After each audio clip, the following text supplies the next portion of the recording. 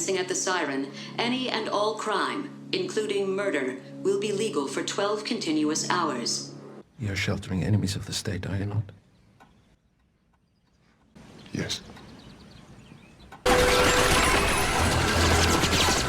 Hopefully that introduction is a decent foreshadowing for what we're going to be discussing here. Today, I want to unravel the claim that under capitalism, there is no ethical consumption, therefore veganism doesn't matter. Now, intuitively, it sounds like it may be hard to argue against this position because there is innumerable faults to be at least brought up, or things that require some contestation when it comes to talking about the ethical concerns of capitalism. However, when we take a hard look at this, it's very easy to sort of break this down and draw out some very easily distinguishable parallels between the nature of morality and the ethics behind consumption in general. Now, firstly, there's nothing to say that under capitalism everything must be from unethical sources.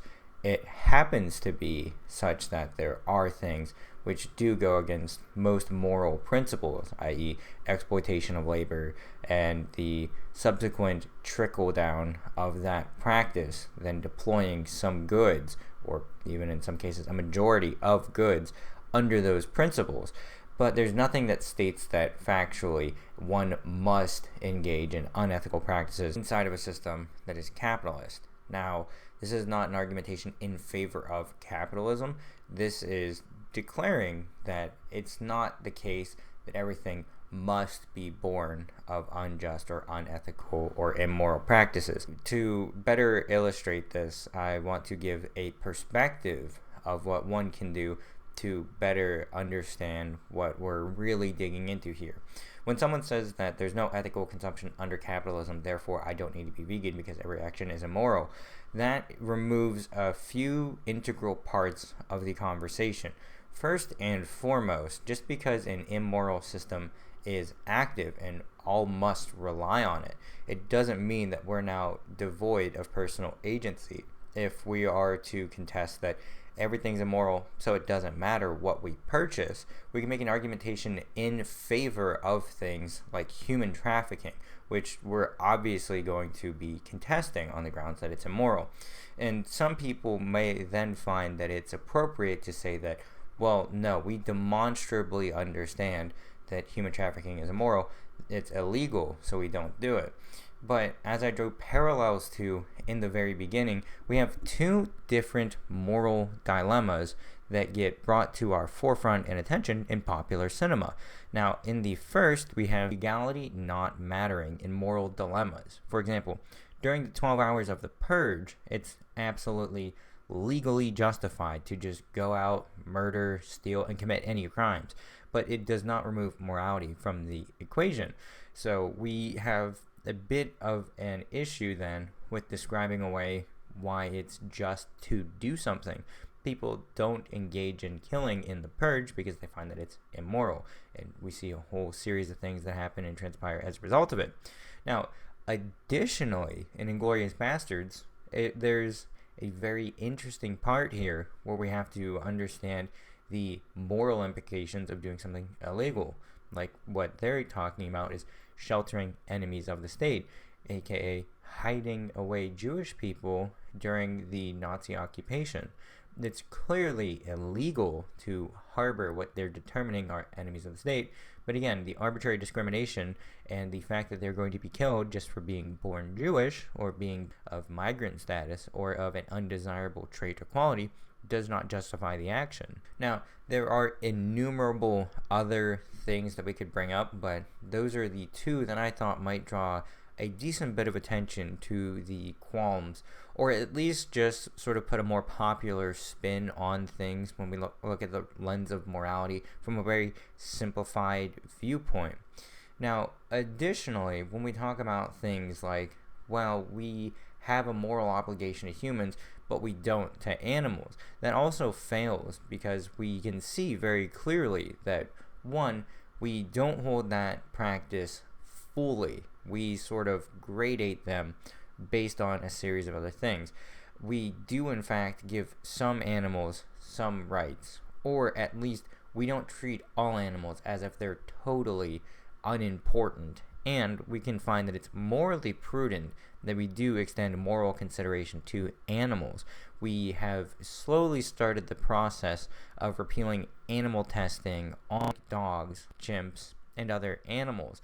On top of that, we also have laws against animal cruelty. Whether or not they're actually being enforced, which I'm sure you guys probably know my position, they're not. It's egregiously the case where we can see innumerable violations of animal rights, and their anti-cruelty laws are really more of a public safeguard than they are to actually ensure the well-being of animals across a myriad of other things. It'll be a whole other video in and of itself down the line. We won't get into that right now. But we can see here that we don't just treat them as if they are purely resources like lithium, iron, platinum, or gold, meaning we do have some appreciable concern for their well-being insofar that we don't like an egregious violation of what we consider to be fair treatment towards them. And given the fact that we have some level of distasteful conduct, means that we give them some transient or at least some minimal amount of consideration. And what I want to really prod here is that if we are to act in such a way that we recognize that we can be cruel towards them, it makes sense that we should logically extend what we give to humans to animals, given that they have all of the traits that we have. And if they don't, then we can either go through a few different scenarios. We can go through the argument for marginal cases, or we can do one of trait equalization, where we realize the fact that just because they're animals, it's no different than if someone was born of a different race, social status, nationality, or class. There's an innumerable series of things that we could talk about more in depth, but I just want to make this short video to sort of expose and highlight, at least on the very minimal floor level, the examination that there's no ethical consumption under capitalism. Therefore, we should not be vegan. I think that if anybody's going to make that argumentation, then we need to have a discussion about why we don't allow for things like human trafficking, why we don't allow for things like X and Y and Z, and how you can hold these two conflicting viewpoints and sort of delve further into that. And a lot of people bring up like, well, there's exploitation of human workers in this, so how can you be vegan if you're claiming for this? And I will entirely eschew the point of when people say that, well, humans are animals too. That's something that I find people will very clearly misinterpret the entire point of at least veganism's baseline position, of where it's clearly referring to non-human animals, and extrapolate further on that.